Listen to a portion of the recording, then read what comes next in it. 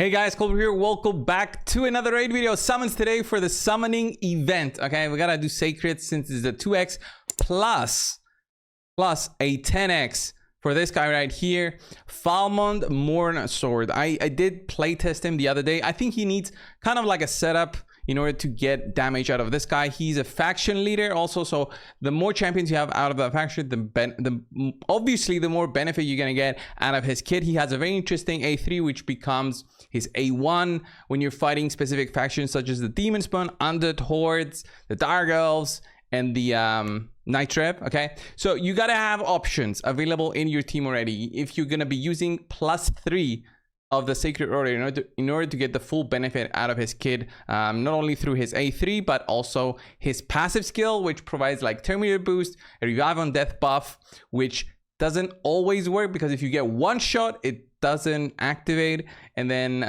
also the all allies are immune to cooldown increasing effects. That is very interesting against the Yumikos and so on. So you can make a team with him. It's just that he needs the setup in order to get this damage ramping up and going for more and more damage.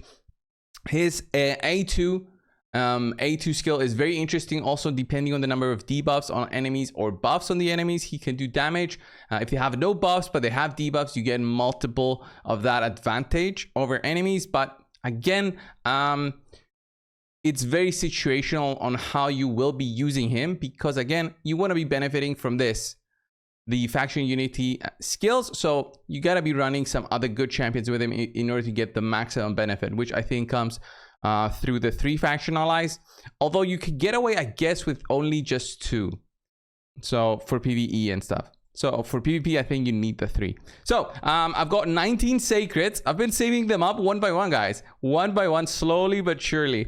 I've been saving them up. I'm not gonna pull all of them. I'm gonna pull enough, just enough, come on, all those packs, just enough so that I get the points needed, right? 3,150 for 15 fragments seems like the usual, one of the usual, right? Actually cheaper than usual, because we would have champions being in the 4,000 bracket if it was like an epic, and I think it was like 2,000 for 2,100 sometimes for just the champion needed for a classic fusion. So I gotta do at least 6.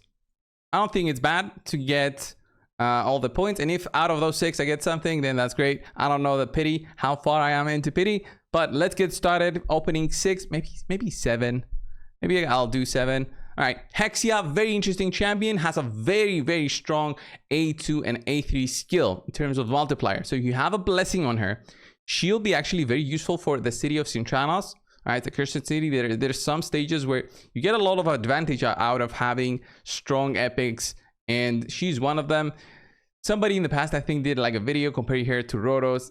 No, she's not a Rhodos, but she does get a nice benefit out of the debuffs on enemies, and she can also get like an extra turn she gets a kill, so that's kind of nice. So that's Hexia for you. And I think I made a video on her also with a high blessing that I had on the test server way back. So Melga coming through, good revive, works very well for the faction wars. If you need a reviver, she's gonna work for you, get you those 3 stars to finish off Lydia.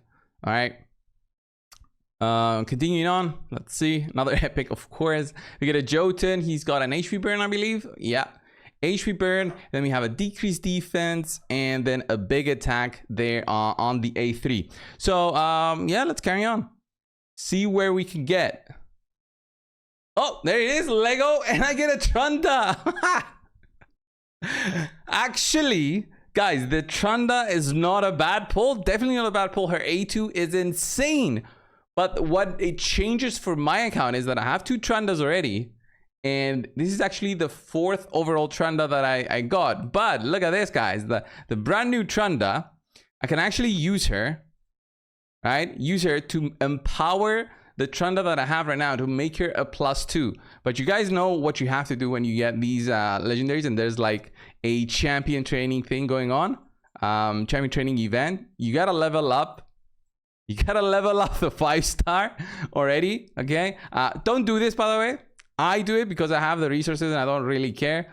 And then I use the chickens as well, because I literally do not have a use for the chickens. When there's like a champion training tournament, you get ton more points in actually making the chickens. Using up the chickens is an absolute waste. So then I would do like 12 of these to get like a good amount of points, right? For this, and look at that, I already get the next rewards almost at the 3,000 points here. And then I would go ahead and do the empowerment of my big Trunda, which is used for my Hydra team, right? So +5 on a +6, I can get her the better blessing. She could be so much better. But all right, we didn't hit the Lego. We didn't hit the Lego, but it was definitely a good one. You should agree, guys, with me that that was a solid pull, especially in the meta that we have currently. But with my luck, they'll be nerfing Trunda in the coming future, especially since she can do like 65 billion damage on Nightmare on Hydra. If you got the gear and the champions and the blessings and the 2 hours, you can do that big amount. So carrying on, I was at 19, right? So gotta go all the way to 13 or 12. And should be okay. Masamaro, another epic, very useful force in Tranos, very strong in terms of his nuke. Again, if you have a blessing, makes him so much better. At least a 3-star because he's defensive based. So defensive based need the extra defense which you get from the 3-star blessing stat bonuses, right? Moving on, one more epic. We got this guy, Valtrax. I've honestly never used Valtrax in anything. But I guess sometime you should be able to use him. So that was 6 shards, guys, and I think I should be there. I should be at the points. 3,150. I need 120 points. Can I do one primal? No. Okay, the primal is not boosted. It's only the sacreds that are boosted. Interesting. I forgot the announcement. I didn't post a video about it. All right, let's do the sacred. It's kind of a waste to do a sacred when you need 100 points. But all right, wait.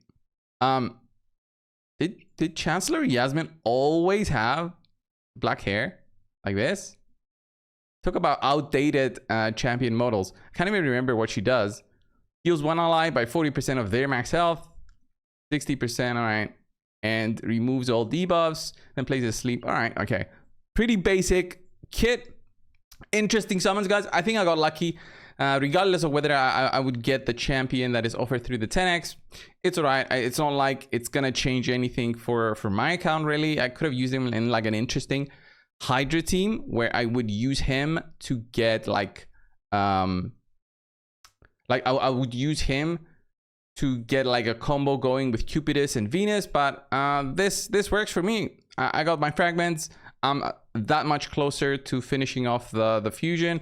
Not that it's an amazing fusion, Eostrid, but honestly, if I compare it to the daily login that we have going on for right now, she's like a void legendary comparing it to this where is it, to this trash which we have going on right now for her. Her only use will be on phase 2. After you finish, you get the 5-star, you'll be able to give her like a brimstone and actually have some use for the Cursed City or the Bannerlords faction, and just have her as being like a brimstone champion. Honestly, her kit needs a little bit of a boost. In order, I originally gave her like a 7 out of 10, but when I tested her out, I didn't want to talk about it in the video, but she's absolute trash, not even worth the books.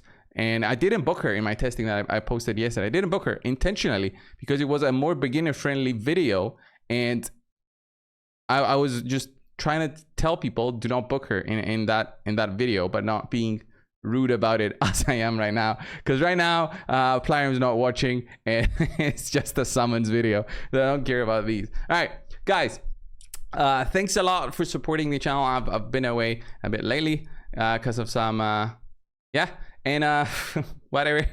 I'll be on tonight on Hades' stream. He's gonna be talking about the finish of the free-to-play journey. I will be giving away my free-to-play account soon enough. After that, I haven't logged into that one for 10 days now. I just didn't have the time. Lots of things happening in coldbrew's life. So yeah, guys, thanks a lot for the support over so such a long time that I've been posting the videos. I appreciate you guys when you watch my videos, and I know some people stop watching, but if you're like one of the OGs who might not even play the game too much anymore and still watching, thank you, man. Thanks all again. Appreciate you. I'll see you in the next one.